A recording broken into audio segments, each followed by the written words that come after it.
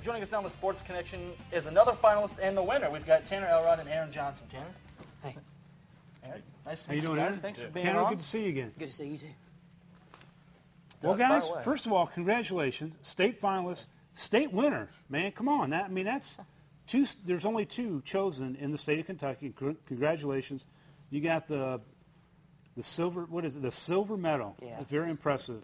And also, Kaylin Bybee, a classmate of yours, was also a state finalist, which is very unusual to have two students out of the same school represented. So congratulations on that, and very fortunate to have all five of you here today. But Tanner, let's start with you. First of all, when did you find out that you were going through the process and that you continued to win and all the way up to being a state winner? Well, school winner I found out on my own. I just kind of checked the Wendy's homepage and found out then. And then state finalist, my parents found out and told me. But when I found out I was a state winner, I was actually on my way to tour northern Kentucky for a college visit. Yep. And Sydney, who was on here a few minutes ago, texted me and was like, "Congratulations, you got a state winner." And I was like, no way. I was like, I didn't get that.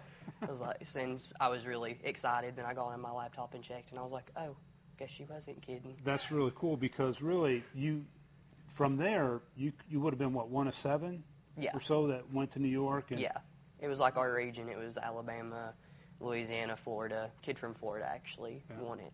Yeah, what a great honor. Well, Aaron, what was the process like for you in terms of checking it out and everything? Well, actually, I applied the very last day. I almost missed the deadline, and then I just checked it one day. My mom texted me when she was at work and told me that I was in the state finalist, and I was actually surprised that I actually got everything in and was a winner.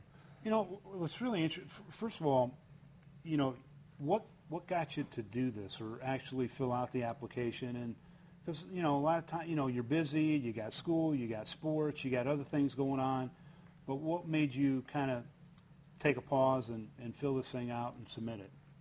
Well, last year, one of my real good friends, she was on it, and she didn't win state or nothing, but she was a finalist. It kind of showed me how special it was and how much of an honor it was to be on here, and I just wanted to see if I could win like she did. That's great. One of my friends, Tanner Kendall, he was our state or school winner last year, and he encouraged me to do it. And I just always kind of like doing things that show that you don't have to just be solely an athlete or a student. Yep. You can be both and balance both, because I don't think that gets recognized enough. Well, and as we asked the first group, what do you guys like doing most out in the community on the community aspect of this award? I like just watching the younger people, just seeing how they're going to react and just knowing that they're going to be what we are today. I agree with that. I really like doing things with our local daycares and elementary schools. I'm an active member in my FBLA club, and we always do a program every year where we go to the elementary schools and read a book, and I just really like doing that because it shows that we do care about the people that are younger than us. And what was your guys' parents' reactions when they found out, when you were a finalist, when they found out that you won? They were shocked. My mom was really surprised. I was on a field trip, and she was just kind of like, "You got it," and I was like, "Oh." One thing that all of you have done is you've been able to, I guess, master being able to be an athlete and also be a good student. And there's a lot of kids that are coming up through the middle school ranks that may not know that going into high school, that you've got to have the grades in order to be an athlete. If not, so talk a little bit about, how much time you spend really on the books and in that balancing act.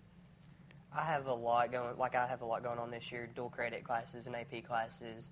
So actually having to take classes that are college level it takes a lot of time. So I do spend a lot more time on schoolwork than I actually do on athletics, because I do cross country and track. So a lot of that can be done on your own. Yeah. And so I take college classes at Glasgow's campus, and then I usually have to come back and do practice by myself. So I spend a lot more time doing academics than I do athletics.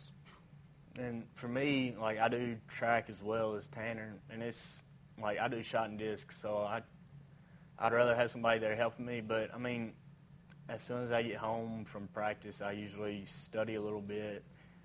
My senior year is not especially hard, but I am taking college classes, and I mean I do study every night, so it's pretty difficult. But when you guys look back, what did you? No, go ahead. I'm sorry. When you guys look back at this, kind of also as we asked the first group, what do you a couple years when you look back and you look at the award, what are you gonna think? What are you gonna maybe the first thing that pops in your head when you look at that award? Well, I'm gonna know how much dedication and hard work that I put into it, and I'm gonna look at that aspect of it and just be really glad that I did do it. I'm going to be really glad I applied for it because it's going to show that you have a dedication as an athlete and as a student. All right, well, guys, we appreciate you coming on. Congratulations. Thank Way to go, Aaron. Way to go. And good luck Ken? and everything in the future. Good luck, buddy. Stay tuned. When we come back, we're going to wrap things up. You're watching the Sports Connection.